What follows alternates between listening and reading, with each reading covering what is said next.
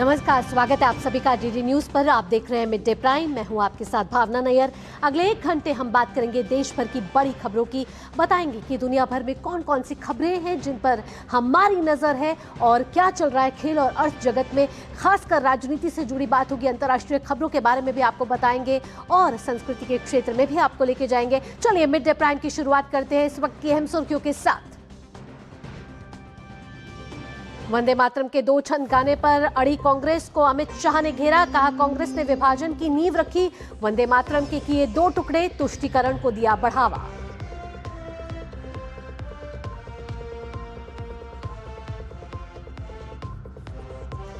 गृह मंत्री अमित शाह की अध्यक्षता में दक्षिणी क्षेत्रीय परिषद की बैठक। दक्षिणी राज्यों और केंद्र शासित प्रदेशों के सीएम और उप राज्यपालों के साथ अंतर्राज्यीय सहयोग समेत कई अहम मुद्दों पर चर्चा।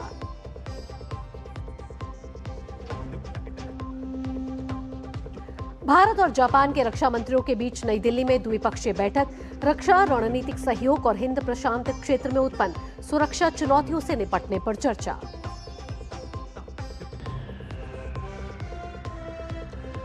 केरलम के चर्चित सीएमआरएल एक्सालॉजिक मामले में पूर्व मुख्यमंत्री पिनाराई विजयन की बेटी वीणा टी की मुश्किलें बढ़ी। ईडी ने किया हवाले के जरिए लेन देन के सबूत मिलने का दावा।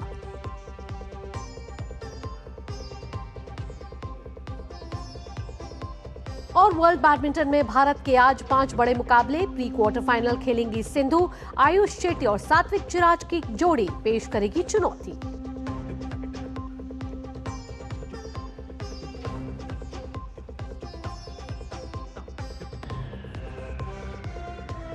और वंदे मातरम को लेकर सियासी जंग इस समय छिड़ती दिख रही है और सियासी पारा बढ़ गया है, क्योंकि कांग्रेस के सीडब्ल्यूसी में लिए गए फैसले की अब चौतरफा निंदा हो रही है। केंद्रीय गृह मंत्री अमित शाह ने कांग्रेस के फैसले को देश विरोधी फैसला करार दिया है। इस वक्त की यह बड़ी खबर है, जहां गृह मंत्री अमित शाह ने कांग्रेस को करारा जवाब दिया है और वंदे मातरम के 2 छंद गाने के फैसले को बताया है अमित शाह ने देश विरोधी।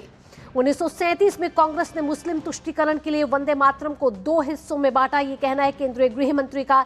इसके साथ अमित शाह ने कहा कि कांग्रेस ने वंदे मातरम के साथ साथ देश की एकता को भी नुकसान पहुंचाया है। 1937 के कांग्रेस के फैसले ने देश के विभाजन और द्विराष्ट्रीय सिद्धांत को ताकत दी। तो यहां पर कांग्रेस की निंदा होती हुई केंद्रीय गृह मंत्री अमित शाह द्वारा तुष्टीकरण की राजनीति के खिलाफ देश की जनता एकजुट हो। वंदे मातरम का नारा लगाते हुए शहीद हुए लाखों देशभक्तों का कांग्रेस ने अपमान किया है, यह आरोप लगाया है केंद्रीय गृह मंत्री अमित शाह ने। और राहुल गांधी के नेतृत्व में कांग्रेस फिर तुष्टीकरण की राजनीति को आगे बढ़ा रही है। आजादी के 80 साल बाद मोदी सरकार ने 1937 की कांग्रेस की गलती को सुधारा, जिसको एक बार फिर कहीं ना कहीं केंद्रीय गृह मंत्री ने कहा है कि कांग्रेस ने दोबारा उसको दोहराया है और इसी वजह से जो 2 छंद है उसको लेकर जो तेज हुआ प्रतिद्वंद है उस पर यहां पर सियासी पारा चढ़ता हुआ। एक आश्चर्यजनक और देश विरोधी फैसला लिया है। उन्होंने अपनी पार्टी के 37 के रिजोल्यूशन को फॉलो करते हुए महान वंदे मातरम गीत के 2 ही छंद गाने का फैसला किया है। मैं इस समय पर पूरे देश को याद कराना चाहता हूं कि 1937 में कांग्रेस पार्टी ने मुस्लिम अपीसमेंट के लिए वंदे मातरम के 2 टुकड़े कर देश के विभाजन की नींव डाली थी और वहीं से 2 राष्ट्र के सिद्धांत को ताकत मिली थी और अंततोगत्वा देश का विभाजन हुआ और पाकिस्तान का जन्म हुआ था। गृह मंत्री अमित शाह ने वंदे मातरम पर कांग्रेस के निर्णय के खिलाफ देश की जनता से एकजुट होने की अपील की है। उन्होंने कहा कि उस वक्त देश ने गलती की थी जिसके गंभीर परिणाम भी भुगते गए। मुझे तो बड़ा आश्चर्य है, श्री राहुल गांधी की नेतृत्व में कांग्रेस पार्टी फिर एक बार इस देश में तुष्टीकरण की राजनीति को पुरजोश तरीके से आगे बढ़ा रही है। मैं देश की जनता को अपील करना चाहता हूं कि एक बार इस देश ने गलती करी थी वंदे मातरम के 2 टुकड़े होने देने की, और एक गलती के गंभीर परिणाम हमने भुगते हैं। अब देश की जनता एकजुट हो और कांग्रेस पार्टी के इस फैसले के खिलाफ आवाज बुलंद करे कि अब इस देश में तुष्टीकरण की राजनीति नहीं चलेगी। दरअसल आपको बता दें कि मॉनसून सत्र में सरकार ने वंदे मातरम बिल को संसद में लंबी चर्चा के बाद पारित करते हुए मंजूरी दी थी। इसके तहत वंदे मातरम के 6 छंद गाना अनिवार्य किया गया, जबकि कांग्रेस का तर्क है कि आजादी के पहले देश के महापुरुषों ने 2 छंद गाना स्वीकार किया था। आइए अब आगे बढ़ेंगे और जिस तरीके से हम देख रहे हैं कि कांग्रेस के जो 2 छंद का जो प्रस्ताव उन्होंने 1937 में लाया था, उसी को कांग्रेस आज अपनाने के लिए तैयार है और उसी के लिए बोल रही है कि हम तो 2 छंद को ही अपनाएंगे, 6 छंद को नहीं। जबकि हमने देखा कि बीते संसद के मॉनसून सत्र में कानून भी पारित किया गया। शैलेंद्र मिश्र हमारे संवाददाता जुड़ गए हैं ज्यादा जानकारी के साथ। शैलेंद्र, इस समय बीजेपी लगातार हमलावर है और करारा जवाब केंद्रीय गृह मंत्री अमित शाह ने दिया है, और ये जो प्रस्ताव जिसको कह रही है कि हम उसको अपनाएंगे कांग्रेस, वो आजादी से पहले का है, और अब बीजेपी कह रही है ये नई मुस्लिम लीग आई है। देखिए भावना, न केवल करारा जवाब दिया बल्कि गंभीर सवाल गृह मंत्री अमित शाह ने उठाए हैं। जब संसद में ये बिल पारित हो रहा था तब हम जानते हैं कि कांग्रेस हंगामा कर रही थी अलग अलग मुद्दों पर, और उसकी वजह से उसने चर्चा में हिस्सा नहीं लिया था और बाइकआउट किया था। तो फिर कांग्रेस पार्टी अगर इतनी गंभीर थी तो उस वक्त चर्चा में हिस्सा लेती। लेकिन सवाल अब इससे भी गंभीर और हो जाता है कि 1937 में जब ये कांग्रेस पार्टी के उसमें कार्य समिति में पारित हुआ था, तब मुस्लिम लीग से गठबंधन था, देश आजाद नहीं था।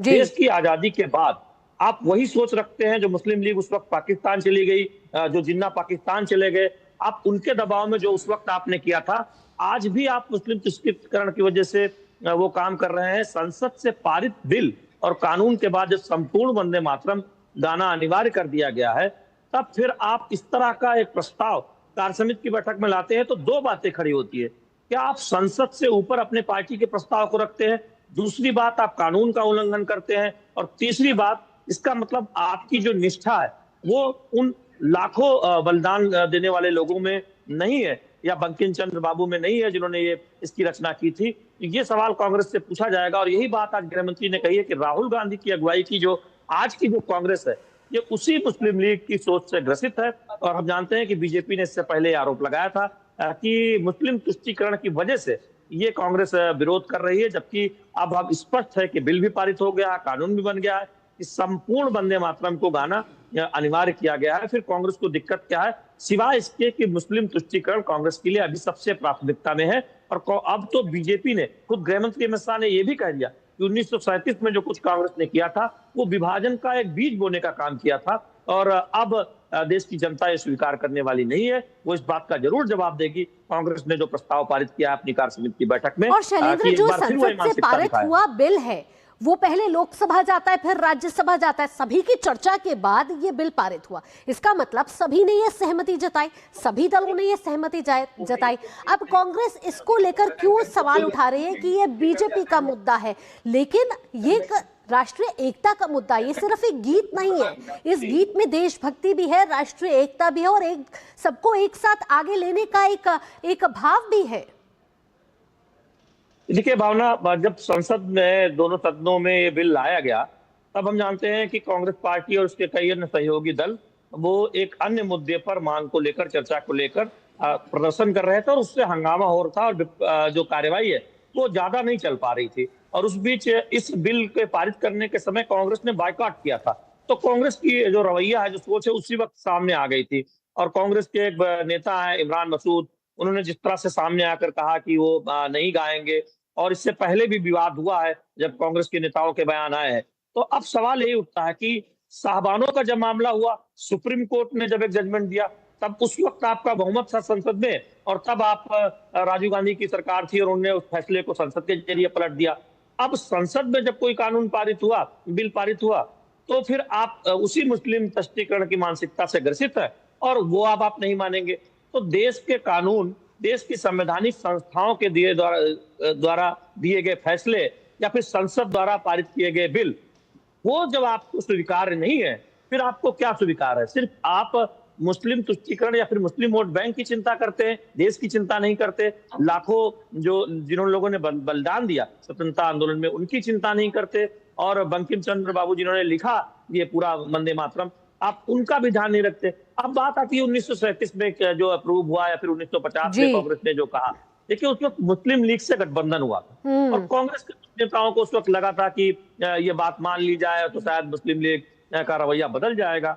और बाद में ये विभाजन का एक बड़ा वजह भी बना, जब जैसा कि बीजेपी कह रही है। तो फिर ये सवाल तो उठते हैं कि अब देश आजाद है, संसद में अब इस बात की चर्चा, इस बात को लेकर एक बिल आ गया कि संपूर्ण वंदे मातरम गाया जाएगा। जैसे जनगण मन गाना अनिवार्य किया गया है, वैसे राष्ट्रगीत को भी, वंदे मातरम को भी गाया जाएगा। तो राष्ट्रगान और राष्ट्रगीत ये हमारे देश की शान है। इसको गाना, इसको संपूर्ण गाना, ये दरअसल सबका कर्तव्य है महत्वपूर्ण मौकों पर या फिर जहां जहां इसे अनिवार्य किया गया है। आप अपनी कार्य समिति की बैठक में प्रस्ताव पारित करके कहते हैं कि आप 2 छंद ही गाएंगे, तो ये कहाँ का की सोच है? ये तो मुस्लिम तुष्टीकरण की सोच है जो बीजेपी कह रही है कि ये तो दिखाता है कि आपको सिर्फ एक बात की चिंता है, आपको देश की चिंता नहीं है, आपको स्वतंत्रता सेनानियों की चिंता नहीं है, आपको बंकिम चंद्र बाबू के इस योगदान की चिंता नहीं है, आपको सिर्फ एक वोट बैंक की चिंता है। और ये भी डर है कि इंडी गठबंधन के जो बाकी सहयोगी हैं कहीं वो बढ़त ना ले लें, इसलिए इस तरह का बाकायदा प्रस्ताव ले आते हैं। तो फिर ये कांग्रेस की नीति पर सवाल उठता है। इसीलिए गृह मंत्री अमित शाह ने आज ये कहा है कि जनता इसका जवाब देगी, और ये बिल्कुल स्वीकार एक तरह से देखें कि नहीं किया जाना चाहिए। और जब देश की संसद ने कानून बना दिया है, फिर आप एक राजनीतिक दल के तौर पर राहुल गांधी की अगुवाई में इस तरह का फैसला कैसे ले सकते हैं? ये तो सीधे सीधे तुष्टीकरण की राजनीति को बढ़ावा देने वाला है। साथ ही शैलेंद्र, अब लग रहा है जिस तरीके से केंद्रीय गृह मंत्री का बयान आया उसको लेकर ये लग रहा है कि अब बीजेपी या एनडीए के जो घटक दल हैं वो इस मुद्दे को अब आगे लेके जाएंगे, क्योंकि अब जनता तक ये मुद्दा पहुंच चुका है। और वंदे मातरम राष्ट्रगीत के एक राजनीति से जुड़ा हुआ मुद्दा नहीं है, ये देश से जुड़ा हुआ मुद्दा है, क्योंकि हमारा ये राष्ट्रीय गीत है। और जब संसद में पारित हो जाता है बिल और जो कानून बन जाता है, फिर ये सभी के लिए अनिवार्य हो जाता है। भावना, देखिए ये बहुत बड़ा मुद्दा है। और जब एक वीडियो आया था 15 अगस्त को कांग्रेस दफ्तर के, उस वक्त जब वो संपूर्ण वंदे मातरम का गायन हो रहा था और सोनिया गांधी पर यह आरोप लगा था कि उन्होंने बीच में उसे रुकवा दिया था, कांग्रेस की तरफ से अलग अलग सफाई आई। लेकिन उसके बाद तो आप देखें कि केरल में कांग्रेस की अगुवाई वाली सरकार, वहां नहीं गाया गया। अब तो बाकायदा प्रस्ताव आप लेकर आ गए, तो यानी उस दिन आपने जानबूझकर उसे रुकवाया था, ये बात स्पष्ट हो गई। दूसरी बात यह है कि अब बीजेपी ये बता रही है कि देखिए, उस वक्त 1937 में भी कांग्रेस के जो उस वक्त के खासतौर पर पंडित जवाहरलाल नेहरू की बात करते हुए कि उन्होंने मुस्लिम लीग के सामने समर्पण किया था, और जब देश आजाद हुआ तब भी उन्होंने संपूर्ण वंदे मातरम गाने का कोई प्रयास नहीं किया। और अब जब बिल बनकर कानून बन गया, तब भी वही मुस्लिम तुष्टीकरण की, अल्पसंख्यक तुष्टीकरण की नीति है। वंदे मातरम के आपने 2 टुकड़े किए थे, आपको क्षमा मांगनी चाहिए थी, आपको प्रायश्चित करना चाहिए था। जब संपूर्ण वंदे मातरम गाने का फैसला हो चुका है, बिल और कानून आ गया है, तब भी आप इस तरह का प्रस्ताव पारित करते हैं, तो ये सवाल उठता है। इसलिए जनता से एक तरह से बिल्कुल ये बड़ा सवाल उठता है, और अब ये जनता के बीच कहीं ना कहीं ये सवाल जाने की तैयारी है, क्योंकि वंदे मातरम किसी एक राजनीति पार्टी का गीत नहीं है, ये पूरे देश का गीत है, जिससे हमारी स्वतंत्रता आंदोलन जुड़ा हुआ है, जिससे हमारे देश की भावना जुड़ी हुई है। अब 150 साल वंदे मातरम को हो चुके हैं, कानून भी पारित हो चुका है, तो फिर 6 छंद गाने में या सुनने में कठिनाई क्यों, परेशानी क्यों? क्या यहां अहम आ जाता है या फिर कांग्रेस की कोई और मंशा है? तमाम जानकारियों के साथ बहुत बहुत धन्यवाद शैलेंद्र आपका। चलिए अगली खबर का रुख करेंगे। केंद्रीय गृह मंत्री अमित शाह की अध्यक्षता में दक्षिण क्षेत्रीय परिषद की 31वीं बैठक चल रही है, और तमिलनाडु के चेंगलपट्टू में चल रही इस बैठक में तमिलनाडु, आंध्र प्रदेश, कर्नाटक, केरलम और तेलंगाना के मुख्यमंत्री शामिल हैं।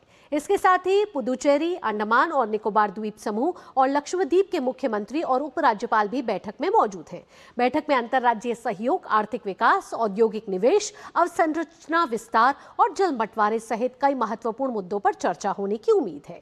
शिक्षा, स्वास्थ्य सेवा, सूचना प्रौद्योगिकी, आपदा प्रबंधन और नागरिक उड्डयन से संबंधित अन्य मुद्दों पर भी चर्चा होने की संभावना है।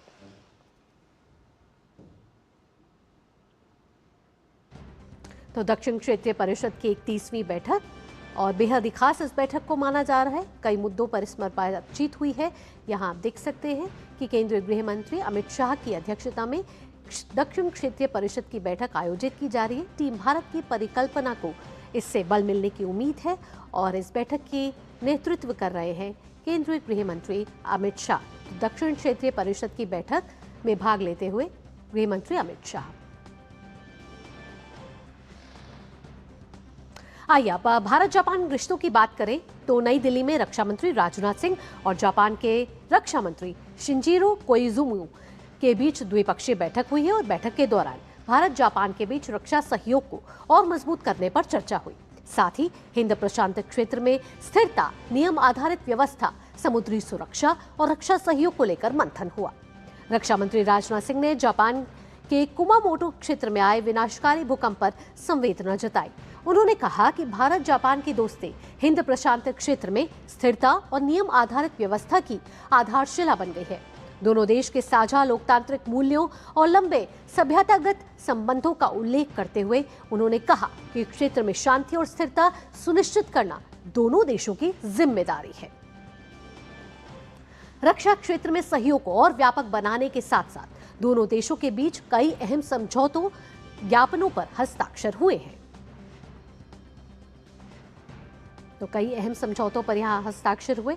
दोनों देशों के बीच रक्षा क्षेत्र को मजबूती देने के लिए ये अहम समझौते हुए हैं और रक्षा क्षेत्र कैसे दोनों देशों के बीच प्रगाढ़ हो सकता है, इसको लेकर भी कई बातें हुई हैं, चर्चाएं हुई हैं। दोनों देशों के रक्षा मंत्रियों ने एक दूसरे को स्मृति चिन्ह और उपहार भी भेंट किए, जो दोनों देशों के बीच मजबूत मित्रता और गहरे संबंधों को दर्शाते हैं। तस्वीरों के जरिए आप देख रहे हैं कि दोनों देशों ने स्मृति चिन्ह एक दूसरे को दिए सम्मान के तौर पर और यहां से इस दोस्ती को नई गति मिलती हुई नजर आ रही है। बैठक से पहले रक्षा मंत्री राजनाथ सिंह ने जापान के रक्षा मंत्री शिंजोरो कोइजुमी का औपचारिक स्वागत किया। रक्षा मंत्री शिंजिरो कोइजुमी को गार्ड ऑफ ऑनर भी दिया गया।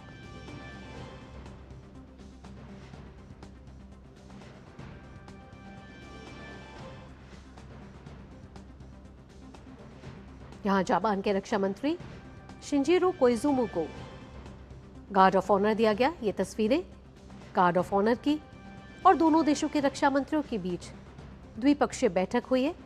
रक्षा सहयोग, रणनीतिक सहयोग और हिंद प्रशांत क्षेत्र में दोनों की देशों की भागीदारी को लेकर अहम चर्चा हुई है।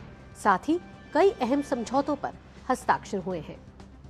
तो दोनों देशों के बीच रक्षा सहयोग को यहां से एक नई गति मिलती हुई नजर आ रही है और भारत जापान संबंधों का ये एक नया अध्याय देखने को मिल रहा है। हमने देखा था कि पिछले कुछ दिनों पहले भारत में जापान के प्रधानमंत्री भी आए थे और उसके बाद इसी कड़ी को आगे बढ़ाते हुए जापान के रक्षा मंत्री इस समय भारत की यात्रा पर हैं, जहां दोनों रक्षा मंत्रियों के बीच द्विपक्षीय वार्ता हुई है।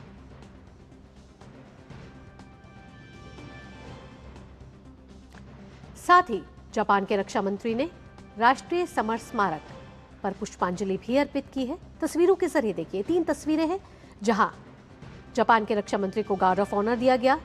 दोनों देशों के प्रतिनिधिमंडल मौजूद रहे। नई दिल्ली के मानेकशॉ सेंटर में भारत और जापान के रक्षा मंत्री के बीच द्विपक्षीय वार्ता आयोजित की गई, जहां कई समझौतों पर हस्ताक्षर हुए हैं। रक्षा सहयोग को यहां नया आयाम मिल रहा है। इसके साथ जापान के रक्षा मंत्री राष्ट्रीय समर स्मारक भी पहुंचे और वहां उन्होंने शहीदों को श्रद्धा सुमन और श्रद्धांजलि अर्पित की। और इस समय हमारे संवाददाता विशाल बैरिस्टो ज्यादा जानकारी के साथ जुड़ चुके हैं। विशाल का रुख करते हैं। विशाल, भारत जापान के रिश्तों की बात की जाए तो यहाँ रक्षा क्षेत्र को एक नई गति मिलती हुई नजर आई। कई समझौतों पर हस्ताक्षर हुए हैं। कौन कौन से वो समझौते हैं, किन किन क्षेत्र, रक्षा क्षेत्र में बात करें, किस आयाम में यहाँ जो दोनों देशों की जो दोस्ती है उसको मजबूती मिलती हुई नजर आ रही है? देखिए भावना, जो रक्षा क्षेत्र में जो समझौते हुए हैं उसके डिटेल्स के लिए थोड़ा सा इंतजार करना पड़ेगा, लेकिन मैं आपको ये ज़रूर बता दूं कि आज की जो मीटिंग है ये बहुत इंपॉर्टेंट है। वो इसलिए क्योंकि एक स्टेपिंग स्टोन है। नवंबर में 2+2 डिफेंस मिनिस्टर्स और एक्सटर्नल अफेयर्स मिनिस्टर्स दोनों देशों के बीच में जो मीटिंग होने वाली है उसके लिए ये स्टेपिंग स्टोन है।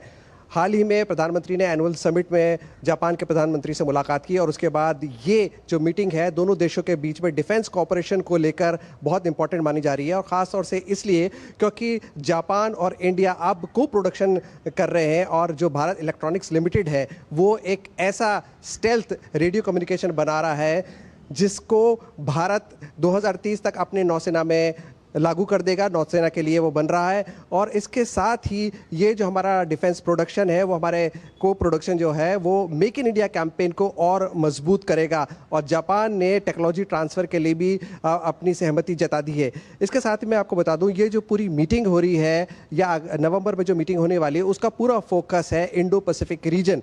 और वो ऐसा इलाका है जहां पर चीन की लगातार घुसपैठ बढ़ती चली जा रही है, खास तौर से साउथ चाइना सी की अगर हम बात करें तो इसके मद्देनज़र ये जो मीटिंग है वो बहुत इंपॉर्टेंट है। और रक्षा मंत्री राजनाथ सिंह ने भी इस बात को दोहराया कि भारत और जापान जो दो ऐतिहासिक डेमोक्रेसीज हैं उनकी और भी ज़्यादा जिम्मेदारी हो जाती है कि वो इंडो पैसिफिक रीजन को किस तरह से सुरक्षित रखे, ना सिर्फ कॉमर्स के लिए बल्कि स्ट्रेटेजिक एक्टिविटीज़ के लिए भी। और यही वजह है कि भारत और जापान एक दूसरे के लिए आगे बढ़कर आए हैं, रक्षा समझौतों पर हस्ताक्षर हुए। इसके साथ ही मैं आपको ये भी बता दूं कि जो रक्षा मंत्री हैं जापान के, उन्होंने ये भी कहा है कि भारत और जापान के रिश्ते काफ़ी पुराने हैं। अगले साल हम जो डिप्लोमेटिक रिलेशनशिप के 75 साल पूरे करेंगे, लेकिन डिफेंस प्रोडक्शन और डिफेंस कोऑपरेशन में अभी वो ऊंचाइयां हम हासिल नहीं कर पाए हैं, ये जापान का मानना है। और भारत ने भी इसमें सहमति जताई है और दोनों देशों ने ये पूरी तरह से अग्रीमेंट किया है कि हम तेजी से आगे बढ़ेंगे डिफेंस कोऑपरेशन को लेकर और इंडो पैसिफिक रीजन को हम पूरी तरह से सेफ बनाएंगे। भावना, समुद्री क्षेत्र में देखें लगातार हम देख रहे हैं कई तरीके की क्या कहें इनसिक्योरिटीज जो है वो सामने देखने को मिल रही हैं और साथ ही साथ हम देख रहे हैं कि यहाँ भारत और जापान दोनों मिलकर साथ काम करना चाहते हैं। कैसे समुद्री सुरक्षा में सहयोग यहाँ स्थापित करते हुए नजर आ रहे हैं विशाल यहाँ पर भारत और जापान?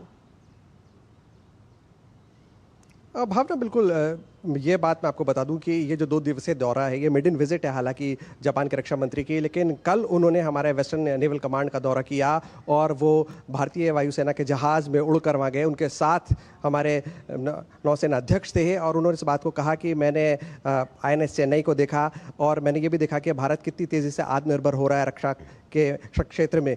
लेकिन इसके साथ ही दोनों देश मरीन जो हमारी लाइंस हैं, जो हमारी लिमिट्स हैं, उसमें एक दूसरे की कोऑपरेशन को और ज़्यादा चाहते हैं। हम सब जानते हैं कि जापान एक नेवल पावर है और भारत चाहता है कि जापानीज टेक्नोलॉजी को मेक इन इंडिया के तहत कैसे आगे बढ़ाया जाए। और यही वजह है कि जिस मैंने आपको स्टेल्थ कम्युनिकेशन की बात की, जो रेडियो सिस्टम है हमारा जापान के साथ मिलकर जो हम बना रहे हैं उसको 2030 तक भारतीय नौसेना में लागू कर दिया जाएगा और ये एक शुरुआत होगी। रक्षा मंत्री राजनाथ सिंह ने इंडस्ट्रियल को प्रोडक्शन की भी बात की और इसकी वजह से जो भारत और जापान के बीच में जो करार हुए हैं या आगे जो डिफेंस और को प्रोडक्शन होंगे उसमें हमारे MSMEs और स्टार्टअप्स के लिए एक बहुत बड़ी अपॉर्चुनिटी होगी और उनके जरिए बहुत ज़्यादा एम्प्लॉयमेंट जनरेशन भी होगा। तो दोनों देश जो अगले साल अपनी डिप्लोमेटिक रिलेशनशिप के 75 साल मना रहे हैं और करीब आ रहे हैं और सबसे इंपॉर्टेंट बात यह है कि ये साल ख़त्म होने से पहले यानी कि नवंबर में 2+2 इंपॉर्टेंट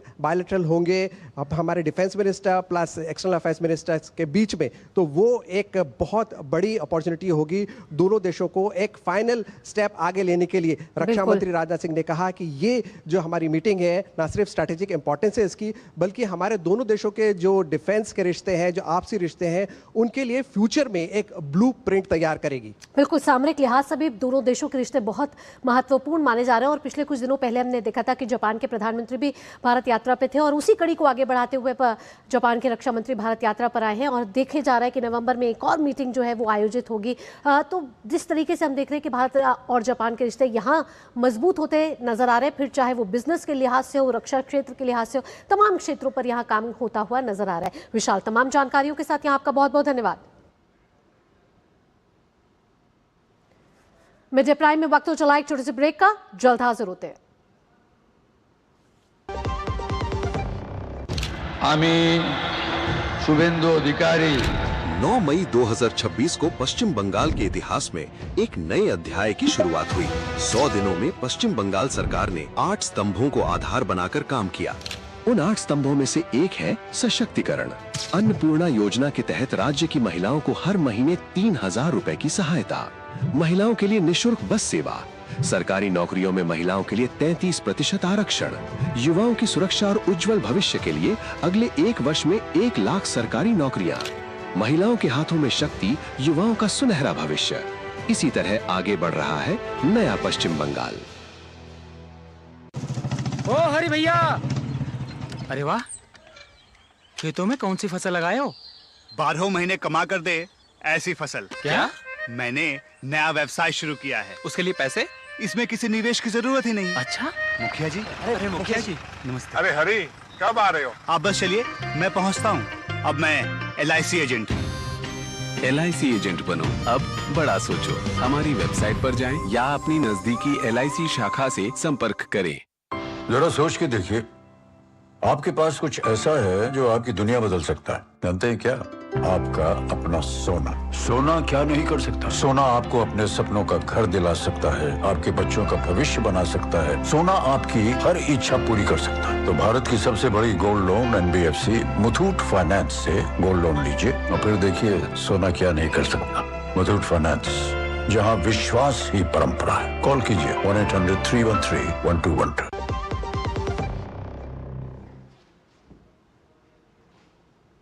ब्रेक के बाद आप सभी का स्वागत है। आगे बढ़ते हैं। गोलमेज सम्मेलन में शामिल होने के लिए वित्त मंत्री निर्मला सीतारमण सिंगापुर के आधिकारिक दौरे पर हैं।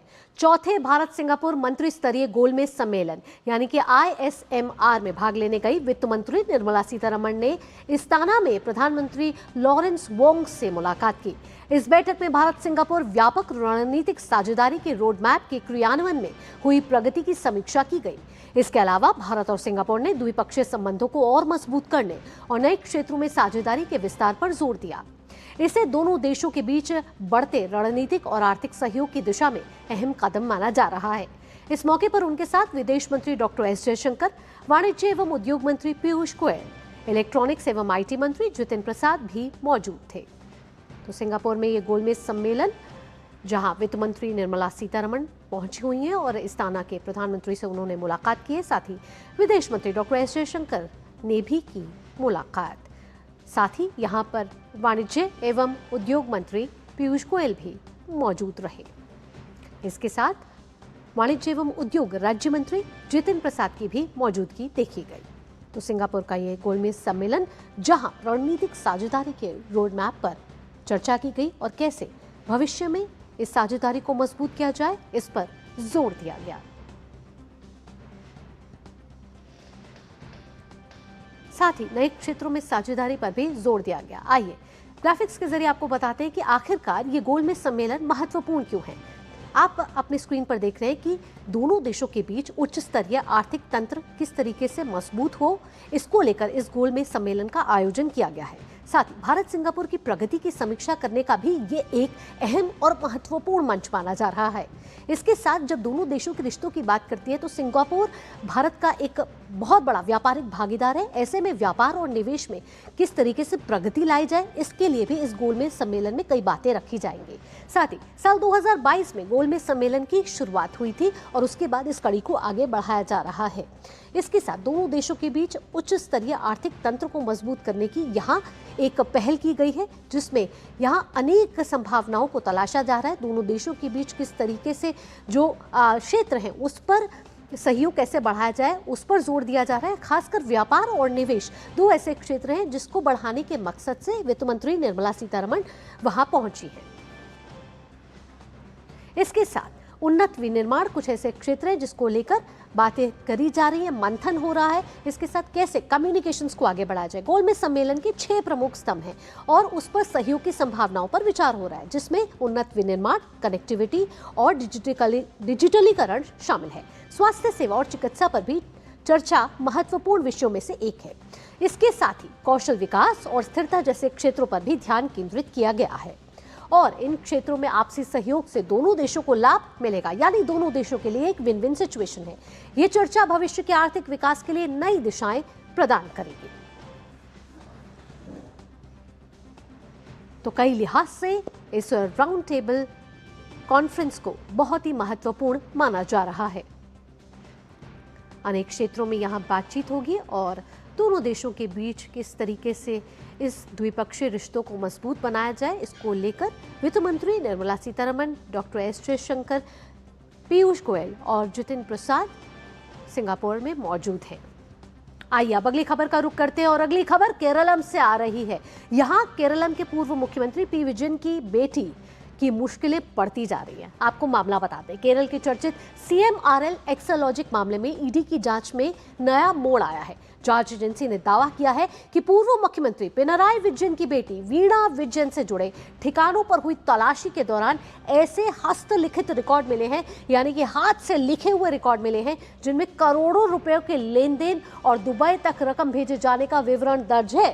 साथ ही ईडी यह दावा कर रही है कि 27 मई को हुई तलाशी के दौरान बरामद कथित हस्तलिखित खातों में लोगों के नाम, संभाली गई रकम, खर्च का विवरण और दुबई ट्रांसफर की गई राशि का उल्लेख मिला है। एजेंसी साथ ही यह दावा कर रही है कि इन रिकॉर्ड्स में करीब 20 करोड़ 5 लाख रुपए के लेन देन का हिसाब दर्ज है। तो वीणा विजयन पर यहां ईडी का शिकंजा कसता हुआ नजर आ रहा है।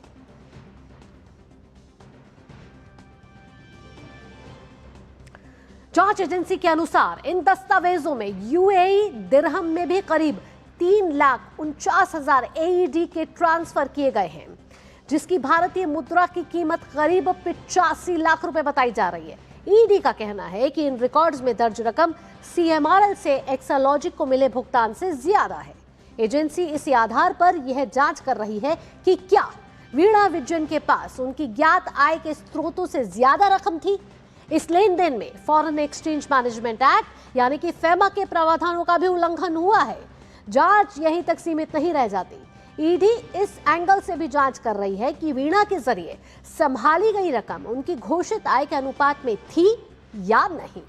तो दुबई तक इसके तार जुड़ते हुए नजर आ रहे हैं, जिसको लेकर यहां ईडी का शिकंजा वीणा विजयन पे बढ़ता हुआ नजर आ रहा है। मामले में ईडी ने हवाला चैनल का भी जिक्र किया है और इसके जरिए कथित तौर पर पैसे ट्रांसफर किए जाने का दावा भी किया है। एजेंसी के मुताबिक जांच के दौरान मिले दस्तावेजों और रिकॉर्ड्स के आधार पर अब आगे की कार्रवाई करी जा रही है। ईडी अब यह पता लगाने में जुटी हुई है कि कथित लेन देन किस माध्यम से हुए, इसमें कौन कौन लोग शामिल थे और रकम का अंतिम लाभार्थी आखिर कौन था। तो यहां फेमा उल्लंघन का भी जिक्र किया गया है और उसके बाद फेमा उल्लंघन के जरिए भी तमाम कोशिशें की जा रही हैं ईडी की तरफ से कि इस हवाला कनेक्शन में कौन कौन लोग जुड़े हुए हैं, तार कहां तक है, उसको खंगाला जाए। जांच का एक अहम पहलू डिजिटल डिवाइस से जुड़ा हुआ है। ईडी का दावा है कि वीणा विजयन से जब्त डिजिटल डिवाइस में एक सिम कार्ड की तस्वीर मिली थी। एजेंसी के मुताबिक यह सिम किसी अन्य व्यक्ति के नाम पर लिया गया था और कथित तौर पर वाईफाई राउटर में इस्तेमाल किया जा रहा था। ईडी को यह संदेह है कि इस सिम का इस्तेमाल इंटरनेट आधारित कॉलिंग के लिए किया गया ताकि संचार की पहचान छिपाई जा सके।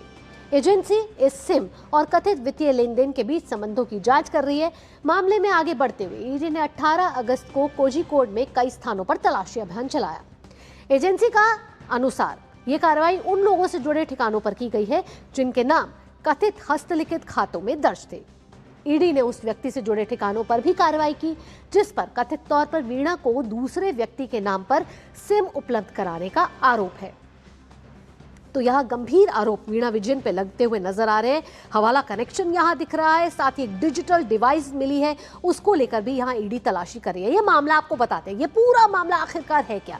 ये पूरा मामला है CMRL यानी CMRL Cochin minerals and rutile limited और एक्सालॉजिक यानी कि वीणा विजयन की जो कंपनी एक्सालॉजिक सॉल्यूशंस है उसके बीच कथित लेन देन से जुड़ा ये पूरा मामला है, जिसके बीच ये गड़बड़ियां देखने को मिली है। ईडी ये आरोप लगा रही है कि CMRL ने IT कंसल्टेंसी सेवाओं के नाम पर एक्सालॉजिक को करीब 2 करोड़ 78 लाख रुपए का भुगतान किया, जिसे एजेंसी कथित तौर पर संदिग्ध भुगतान मानकर जांच को आगे बढ़ा रही है। ईडी ये दावा कर रही है कि CMRL से कथित तौर पर बिना वास्तविक सेवाएं लिए भुगतान किए गए और यह रकम अपराध से हासिल आय से जुड़ी हो सकती है। फिलहाल CMRL और एक्सोलॉजिक मामले में ईडी की जांच कथित भुगतान से आगे बढ़कर अब जो हस्तलिखित रिकॉर्ड है, हाथों से लिखे हुए जो रिकॉर्ड है, साथ ही जो दुबई ट्रांसफर किए गए 85 लाख रुपए, इसके साथ जो हवाला एंगल जुड़ रहा है और जो डिजिटल डिवाइस मिली है, वहां तक अब ये मामला और ये जांच पहुंच चुकी है। हालांकि ये सभी आरोप और दावे प्रवर्तन निदेशालय की जांच पर आधारित है।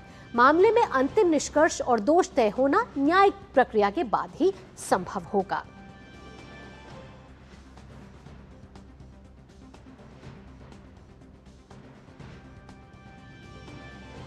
खबर पंजाब से है। पंजाब की सियासत में इस समय हड़कंप मच गया है। खबर यह है कि 5 करोड़ रुपए की कथित रिश्वत ने सनसनी मचा दी है। किसने करी है 5 करोड़ रुपए की रिश्वत, किसने मांगी? और आरोप भी ऐसा है जिसने सीधे पंजाब के मुख्यमंत्री भगवंत मान के परिवार को सवालों के घेरों में ला दिया है। पंजाब हरियाणा हाईकोर्ट के रिटायर्ड जस्टिस रंजीत सिंह ने यह आरोप लगाया है कि रेप के एक आरोपी को बचाने के लिए मुख्यमंत्री भगवंत मान की पत्नी की ओर से कथित तौर पर 5 करोड़ रुपए की बड़ी रिश्वत की मांग की गई। जी हां, आरोप यह है कि रेप केस में आरोपी को कानून के शिकंजे से बचाने के लिए 5 करोड़ रुपए मांगे गए। किससे, किसने मांगे? पंजाब के मुख्यमंत्री भगवंत मान की पत्नी। यहां पत्नी और बहन दोनों पर रिटायर्ड जज ने ये बड़े आरोप लगाए हैं। रिटायर्ड जस्टिस के इस दावे ने पंजाब की सियासत में बड़ा बवाल और सवाल खड़ा कर दिया है। क्या किसी रेप आरोपी को बचाने के लिए सत्ता के करीबियों के जरिए पैसे का खेल चला? लेकिन मामला यहीं तक सीमित नहीं है। ये मामला यहीं तक खत्म नहीं होता। इस कहानी में और भी कई किरदार हैं। जस्टिस रंजीत सिंह ने अमृतसर में सेना मुख्यालय के पास बने एक कथित अवैध होटल को लेकर भी गंभीर सवाल उठाए हैं। उनका दावा है कि होटल के निर्माण को लेकर कई बार शिकायतें की गई, लेकिन इसके बावजूद अब तक एफआईआर दर्ज नहीं की गई है। अब इस मामले में मुख्यमंत्री के परिवार से जुड़ा एक और दावा सामने आया है। रिटायर्ड जस्टिस ने भगवंत मान की बहन पर भी सवाल उठाते हुए कहा कि उन्हें कथित होटल मालिक के साथ विदेश यात्रा करते हुए देखा गया। यानी एक तरफ रेप के आरोपी को बचाने के लिए 5 करोड़ रुपए की कथित रिश्वत का आरोप, और दूसरी तरफ सेना मुख्यालय के पास कथित अवैध होटल, और तीसरी तरफ होटल मालिक के साथ मुख्यमंत्री की बहन के कथित संबंधों को लेकर सवाल। अब सवाल सीधे पंजाब सरकार से पूछा जा रहा है, अगर आरोप झूठे हैं तो जांच से फिर परहेज क्यों? और साथ ही अगर शिकायतें हुई थी तो एफआईआर क्यों नहीं हुई, शिकायत क्यों नहीं हुई, पुलिस ने इस पर कार्रवाई क्यों नहीं की? और इससे भी बड़ा सवाल यह है कि क्या रेप के आरोपी को बचाने के लिए 5 करोड़ रुपए मांगे जाने के आरोप की निष्पक्ष जांच अब होगी? इन सभी आरोपों ने मुख्यमंत्री भगवंत मान और उनकी सरकार के सामने एक बड़ा राजनीतिक और नैतिक सवाल खड़ा कर दिया है। आरोप बहुत गंभीर है। रेप का आरोपी, 5 करोड़ रुपए की कथित रिश्वत, सेना मुख्यालय के पास कथित अवैध होटल और मुख्यमंत्री के परिवार तक पहुंचता ये कनेक्शन। तो पंजाब सरकार इस समय सवालों के घेरे पे है, जहां रेप आरोपी को बचाने के लिए रिटायर्ड जस्टिस ने यह आरोप लगाया है कि सीएम भगवंत मान की पत्नी ने रेप आरोपी को बचाने के लिए यहां 5 करोड़ रुपए की रिश्वत मांगी। साथ ही भगवंत मान की बहन पर भी यहां सवाल खड़े हो रहे हैं, और साथ ही होटल मालिक और विदेश यात्रा पर यहां कई संशय उठाए जा रहे हैं, यहाँ कई आरोप लग रहे हैं। ये सभी आरोप जो भगवंत मान और भगवंत मान के परिवार पे लग रहे हैं, ये बेहद ही संगीन आरोप हैं। मीडिया प्राइम में आगे बढ़ेंगे। 2013 के यौन उत्पीड़न मामले में पत्रकार और तहलका के पूर्व संपादक तरुण तेजपाल ने अपनी दोषी सिद्धि के खिलाफ सुप्रीम कोर्ट का दरवाजा खटखटाया है। तेजपाल ने बॉम्बे हाई कोर्ट के 6 अगस्त के फैसले को चुनौती देते हुए अधिवक्ता आदित्य समदार के माध्यम से अपील दाखिल की है। बॉम्बे हाई कोर्ट ने निचली अदालत के उस फैसले को पलट दिया था जिसमें तेजपाल को 5 साल पहले बरी कर दिया गया था। हाई कोर्ट ने तेजपाल को बलात्कार का दोषी ठहराते हुए 10 साल के कठोर कारावास की सजा सुनाई थी। इस बीच गोवा सरकार भी तेजपाल की सजा बढ़ाने की मांग को लेकर सुप्रीम कोर्ट पहुंच चुकी है। सरकार ने याचिका में 10 साल की सजा को अपराध की गंभीरता के अनुपात में बेहद कम बताते हुए आजीवन कारावास की मांग की है। ये मामला आपको बता देते हैं, ये मामला है 2013 का, जब गोवा में तहलका पत्रिका के एक कार्यक्रम के दौरान होटल की लिफ्ट में तरुण तेजपाल पर अपने कनिष्ठ सहकर्मी के से बलात्कार बलात्कार का आरोप लगा था। तो अब तरुण तेजपाल ने सुप्रीम कोर्ट का दरवाजा खटखटाया है और साथ ही जो बॉम्बे हाई कोर्ट का फैसला है उसको लेकर अब तरुण तेजपाल सुप्रीम कोर्ट में दरवाजा खटखटाकर उम्मीद लगा रहे हैं कि पहले जो उनके खिलाफ फैसला हुआ था उसको पलटा जाए। चलिए अब आगे बढ़ते हैं। न्यायपालिका में लंबित मामलों का बढ़ता बोझ देशव्यापी चुनौती बन चुका है। लंबित मामलों के निपटारे के लिए सुप्रीम कोर्ट के मुख्य न्यायाधीश न्यायमूर्ति सूर्यकांत ने बड़ी पहल की है। सीजेआई ने एक विशेष कमेटी बनाकर ऐसे मामलों की पहचान शुरू की है जिन्हें मध्यस्थता और लोक अदालत के जरिए जल्द निपटाया जा सकता है। क्या है सीजेआई की ये पहल और पेंडेंसी कम करने के लिए यह कितनी कारगर साबित होगी, इस पर हमारे संवाददाता आरिंद्र प्रताप सिंह ने सीजेआई न्यायमूर्ति सूर्यकांत से खास बातचीत की है। सुनिए इस पहल पर सीजेआई ने क्या कुछ कहा। हमारे साथ भारत के सर्वोच्च न्यायालय के मुख्य न्यायाधीश न्यायमूर्ति सूर्यकांत जी हैं और सर आपके माध्यम से आपने एक पहल की है कि समाधान समारोह के माध्यम से विशेष लोक अदालतों का निर्माण किया गया ताकि जो पेंडेंसी ऑफ केसेस है वो कम की जा सके। ये कॉन्सेप्ट क्या है, किस तरह से इसको लागू किया और कितना कुछ अभी तक फायदा इस पर निकल के आया है? जी देखिए, भारत की सुप्रीम कोर्ट में 21 अगस्त से और 23 अगस्त तक हमने ये समाधान समारोह का आयोजन किया है। समाधान समारोह में हम मध्यस्थता और आपसी सहमति और मध्यस्थता दोनों के माध्यम से जितने सुप्रीम कोर्ट में केसेस पेंडिंग हैं उनमें से कुछ केसों को उनका निपटारा करने का हम प्रयास उसमें करेंगे। मध्यस्थता मीडिएशन और आपसी सहमति है, उसमें कंसिलिएशन भी है, लोक अदालत भी है। विशेष रूप से ग्राम पंचायत के माध्यम से हुआ, कम्युनिटी मीडिएशन के माध्यम से हुआ। लोगों ने किसी भी रूप में अपने मुकदमों का निपटारा करने का स्वयं फैसला जब किया, ऐसे हमने इस सारे प्रयास को एक समाधान समारोह के रूप में मनाने का निर्णय लिया। उसमें मैंने हमारे सुप्रीम कोर्ट के 5 न्यायाधीशों की एक कमेटी का गठन किया और उन कमेटी के साथ और हमारे national legal service authority, state legal service authorities ने, सुप्रीम कोर्ट की लीगल सर्विस कमेटी ने और डिस्ट्रिक्ट लीगल सर्विस अथॉरिटी ने, सभी ने मिलकर के उसमें अथक प्रयास किया है। बहुत सारे ऐसे केसेस को हमने उसमें छांटा है जिनमें हमको लगता है कि ये आपस में सहमति से या स्वेच्छा से पार्टीज इसमें सहमति करके इन मुकदमों को निपटाया जा सकता है। उसमें फैमिली डिस्प्यूट्स भी होते हैं, मोटर एक्सीडेंट क्लेम के केसेस भी होते हैं। अब की बार हमने उन केसेस को काफ़ी आगे बढ़ाया है। उसमें हमने कमर्शियल लिटिगेशन को भी, जो आर्थिक मुकदमे हैं लोगों के आपस में लेन देन को लेकर के हैं, उसमें कंपनीज के मुकदमे भी शामिल हैं, उनको भी शामिल किया है। हमने प्रयास किया है कि लैंड एक्विजिशन में लोगों को मुआवजे को लेकर के सरकारों के साथ जो मुकदमे चलते हैं उनको भी इसमें शामिल किया है। और एक बड़ा हमने एक प्रयास किया है, उसको देखेंगे कितना हम उसमें सफल होते हैं, वो हमने इनकम टैक्स डिपार्टमेंट्स की टैक्स से रिलेटेड भी केसेस का हमने उसमें प्रयास किया जा रहा है कि उन मुकदमों को भी हम उसमें लिया जाए। ये सारा प्रयास इसी बात का है कि जिन केसेस में लोगों की समझौता होकर के मुकदमे की समाप्त होने की संभावना है, उन संभावनाओं को ढूंढा जाए और उन मुकदमे में यहाँ पर किसी तरह उनको सेटलमेंट करवा करके उनको समाप्त किया जाए। हमें पूरा विश्वास है कि बहुत सारे ऐसे मुकदमे हैं जो इस श्रेणी में आएंगे और उनका हम निपटारा करने में कामयाब हो जाएंगे। सुप्रीम कोर्ट देश की आखिरी अदालत है। जो लिटिगेंट है जिसका मुकदमा यहाँ पर आया है, वो अपनी जान की बाजी लगाने वाली बात वो करता है कि उसको लगता है कि ये आखिरी दाव है हारने और जीतने का।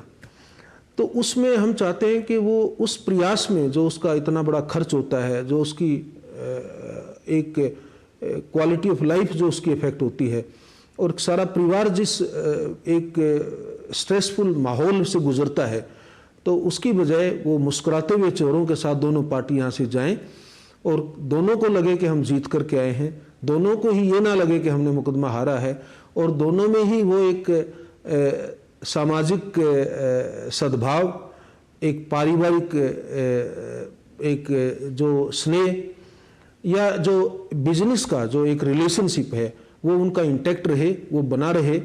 इस भावना के साथ हमने इस कार्यक्रम का आयोजित किया है। बिल्कुल, आपकी जो सोच और ये प्रयास है, हम अपेक्षा और उम्मीद करते हैं कि उसका बहुत बेहतर नतीजे मिले और जो पेंडेंसी केसेस की है उस पर भी कमी आएगी। बहुत बहुत शुक्रिया सर, हमारे साथ वक्त निकाल के इस बातचीत को जोड़ने के लिए। शुक्रिया सर। आइए आगे बढ़ेंगे। उपराष्ट्रपति सीपी राधाकृष्णन ने आज मसूरी स्थित लाल बहादुर शास्त्री राष्ट्रीय प्रशासन अकादमी में 2024 बैच के आईएएस अधिकारियों के फेज 2 प्रोफेशनल कोर्स के समापन समारोह में मुख्य अतिथि के रूप में शिरकत की। इस दौरान समापन समारोह को संबोधित करते हुए उन्होंने कहा कि बुनियादी ढांचे, स्वास्थ्य और शिक्षा समेत हर क्षेत्र में भारत आज वैश्विक स्तर पर गौरव का स्थान हासिल कर रहा है। उन्होंने इन उपलब्धियों में सिविल सेवाओं के योगदान को महत्वपूर्ण बताया। उपराष्ट्रपति ने युवा अधिकारियों से कहा कि सरकार के फैसलों और योजनाओं को जनता तक पहुंचाने में सिविल सेवकों की भूमिका बेहद महत्वपूर्ण है। साथ ही उन्होंने युवा आईएएस अधिकारियों से पूरी प्रतिबद्धता और उत्साह के साथ अपनी जिम्मेदारियां निभाने का आह्वान किया। Be it infrastructure or healthcare or education, Bharat now occupies a place of pride at the global level. My dear young officers, the contributions of civil services have been immense towards these achievements because you are the base. Whatever may be designed from Delhi, that cannot reach the people unless you act properly and you act with lot of enthusiasm. And without your involvement, nothing will reach. Mid day prime में वक्त हो चला एक और छोटे से break का, जल्द हाजिर होते हैं।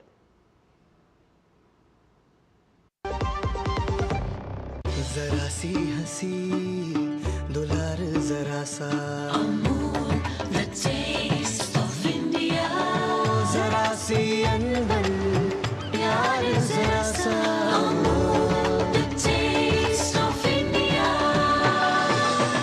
यही तो अमूल है स्वाद इंडिया का, यही तो अमूल है टेस्ट ऑफ इंडिया। हर जीत की शुरुआत होती है छोटे छोटे कदमों से और हर छोटी तैयारी बदल सकती है पूरा नतीजा, क्योंकि मैदान हो या जिंदगी, छोटी से छोटी तैयारी ही देती है प्रोटेक्शन और प्रोटेक्शन ही देता है भरोसा। जैसे LIC की बीमा लक्ष्मी, एक खास प्लान सिर्फ महिलाओं के लिए, जहां छोटी बचत दे बड़ी सुरक्षा, ताकि जिंदगी के हर मैदान में आप रहे हर पल के लिए रेडी। LIC बीमा लक्ष्मी, रखे हर पल के लिए रेडी। ब्रेक के बाद आपका स्वागत है। आप देख रहे हैं मिड डे प्राइम और वक्त हो चला है खेल की खबरों को जानने का, और खेल की हर छोटी अपडेट जानने के लिए चलते हैं आपको गौरव के पास। गौरव, बताइए आज क्या कुछ है खेल जगत में। शुक्रिया भावना। और खेल जगत की शुरुआत करते हैं हॉकी की खबर के साथ, जहां पर भारतीय टीम के लिए बड़ी खबर निकलकर सामने आई, जहां पर पाकिस्तान के खिलाफ पिछले एक दशक से चले आ रहे अजय अभियान को जारी रखते हुए भारत ने FIH विश्व कप के अहम मुकाबले में बुधवार को चिर प्रतिद्वंदी पाकिस्तान को 5-3 से हराकर दूसरे दौर में प्रवेश कर लिया। जबकि इस हार के साथ पाकिस्तान की पहले दौर से रवानगी अब तय हो गई है।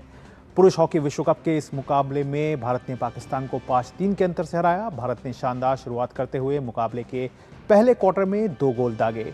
भारत के लिए कप्तान हरमनप्रीत सिंह ने 5वें मिनट में शानदार गोल किया। इसके बाद अभिषेक ने 10वें मिनट में गोल कर भारत के स्कोर को 2-0 से आगे कर दिया। इसके बाद 20वें मिनट में कप्तान हरमनप्रीत सिंह ने पेनल्टी को शानदार गोल में तब्दील किया। इस बीच पाकिस्तान के हन्नान शाहिद ने 21वें मिनट में पहला गोल किया और स्कोर लाइन को 3-1 किया। भारत के लिए अभिषेक ने 23वें मिनट में चौथा गोल किया। 1 मिनट बाद ही पाकिस्तान ने गोल करते हुए स्कोर को 4-2 कर दिया। तीसरे क्वार्टर के शुरुआत में ही हार्दिक सिंह ने भारत के लिए 5वां गोल किया। फिर चौथे क्वार्टर में शुरू से ही पाकिस्तान ने तीसरा गोल किया। इसके बाद मुकाबले में कोई और गोल नहीं हुआ और भारत ने मुकाबले को 5-3 से अपने नाम किया। वहीं FIH हॉकी विश्व कप के पूल डी के अपने अंतिम मैच में आज भारतीय महिला हॉकी टीम इंग्लैंड का सामना करेगी। ये मैच एस्टलवीन के वैगनर स्टेडियम में खेला जाएगा। मैच भारतीय समय अनुसार शाम 6:30 बजे से शुरू होगा। भारत को जीत या ड्रॉ से पूल में शीर्ष स्थान हासिल होगा और वो अगले मैच के लिए क्वालिफाई कर जाएगा। मंगलवार को भारत ने दक्षिण अफ्रीका पर 6-1 की जीत दर्ज की थी। इस जीत ने विश्व कप में भारत की पिछली सबसे बड़ी जीत 1974 के उद्घाटन विश्व कप में स्पेन पर 4-1 की जीत को भी पीछे छोड़ दिया। और बात कर लेते हैं विश्व बैडमिंटन की, जहां पर विश्व बैडमिंटन चैंपियनशिप में महिला युगल मुकाबले में भारत की त्रिशा जौली और गायत्री गोपीचंद की जोड़ी क्वार्टर फाइनल में पहुंच गई हैं। भारतीय जोड़ी ने विश्व नंबर 7 जापान की जोड़ी को 21-16, 21-12 से शिकस्त दी। और अब बात कर लेते हैं कुश्ती की, जहां भारतीय महिला कुश्ती टीम के कोच वीरेंद्र दैया को भरोसा है कि इस बार एशियन गेम्स में भारतीय पहलवानों का प्रदर्शन पिछले परफॉर्मेंस से कहीं ज्यादा बेहतर रहेगा। उनके मुताबिक एशियन गेम्स के लिए भारतीय महिला दल जो सामने है उसमें युवा और अनुभवी दोनों पहलवान शामिल हैं। इसके साथ ही उन्होंने कहा कि एशियाई खेलों में जापान और चीन के पहलवान टॉप 5 में रहते हैं। ऐसे में तैयारी भी इसी समीकरण को ध्यान में रखकर की गई है। डीडी न्यूज की टीम ने उनसे खास बातचीत की। तैयारी को लेकर के भारतीय महिला पहलवानों का कैंप इस समय जोर शोर से चल रहा है और इस वक्त हमारे साथ महिला टीम के कोच वीरेंद्र जी हैं। आइए उनसे बात करते हैं। वीरेंद्र, आप कैसे देखते हैं इस पूरी तैयारी को एशियन गेम्स को लेकर के, क्योंकि उम्मीदें जो हैं वो बहुत ज़्यादा उफान पर हैं। हाँ, उम्मीदें तो हैं, महिला रेसलिंग से ज़्यादा उम्मीदें हैं। नए और पुराने खिलाड़ियों का मिक्सचर है। जैसे 50 किलो में एक 18 साल की बिल्कुल नई लड़की है, दीपांशी है, और प्रिया मलिक भी नई है, बाकी मनीषा है, मानसी है, निशा दैया है ओलंपियन, तो दोनों का मिक्स है। तो बढ़िया उम्मीद हमें जापान से। जापान में होप्स हो बढ़िया रिजल्ट रहेगा हमारा पिछली बार से मच बेटर। इनमें से कौन टेक्निक में जो है वो आपको लगता है कि हाँ एक बेहतरीन टेक्निक के साथ लगातार जो है कंसिस्टेंसी जो है उसकी बरकरार है? मैं एशियन गेम की एक हकीकत बता दूं। एशिया की कंट्री हैं, पहले 5 स्पोर्ट पे जब भी कोई वर्ल्ड चैंपियनशिप ओलंपिक होता है, पहले 5 में एशिया की ही टीम रहती है। जैसे जापान हो गई, DPR कोरिया है, चाइना है, मंगोलिया है, उसमें हम भी, इंडिया भी इंक्लूडेड है। तो हमारे 5-6 टीमें जो वर्ल्ड की टॉप हैं वो एशिया में है। लेकिन मैं ये नहीं कि हम कहीं भी किसी वजन में कमज़ोर हैं। 1-2 वजन में अगर हम कमज़ोर हैं तो 1-2 वजन में हम एक्सेप्शन बेस्ट भी हैं। और करें बच्चों की बात, 50 किलो में दीपांशी है, वो तो जस्ट अभी सब जूनियर से जूनियर में आई है। 53 किलो में अंतिम है, बेसिक अंतिम का नाम बड़ा है, लेकिन उम्र उसकी 23 साल की है। उससे मेडल की उम्मीद है। 57 किलो में मनीषा है, वो 62 किलो में एशिया चैंपियन रह चुकी है, उससे मेडल की उम्मीद है। किसी भी बड़े इवेंट से पहले जिस पे सबसे ज़्यादा पहलवानों को ध्यान देना होता है, एक तो उन्हें डोपिंग से बचना होता है, दूसरा उन्हें इंजरी से बचना होता है, और साथ ही साथ अपनी स्किल और स्पीड को तेज करना होता है।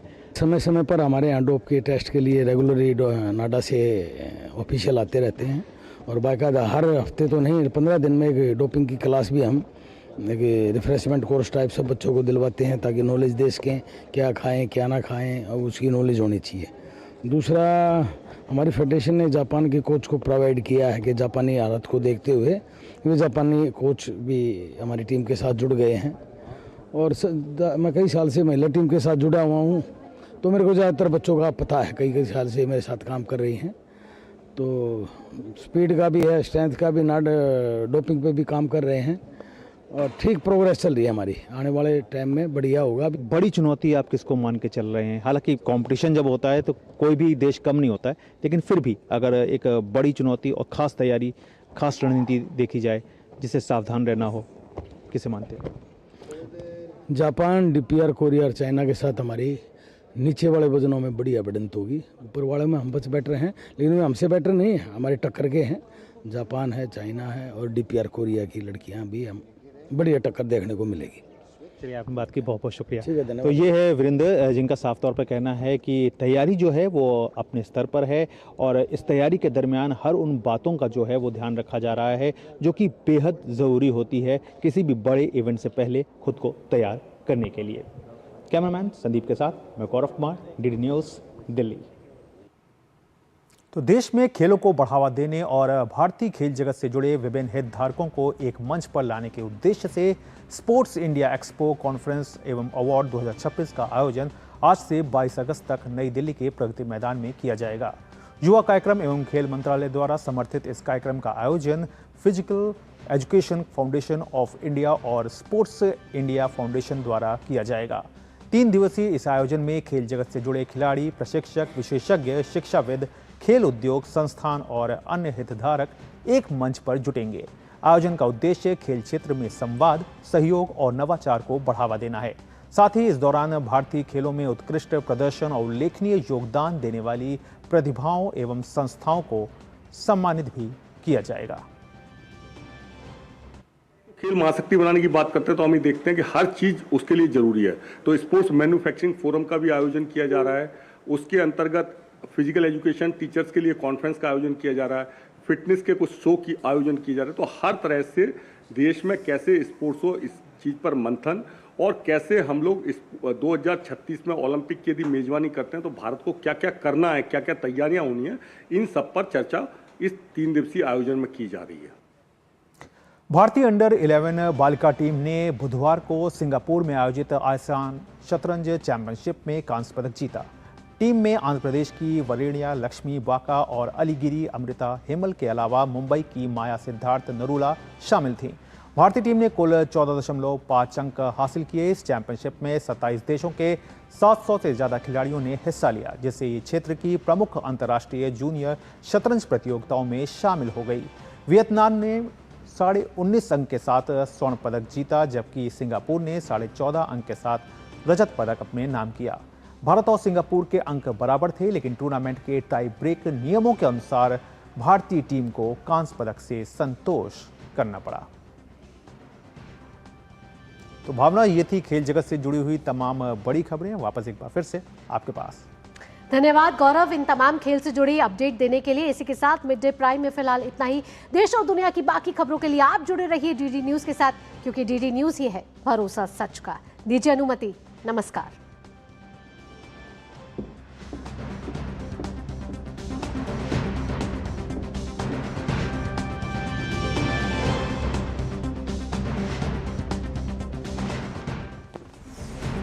Just looking like a wow.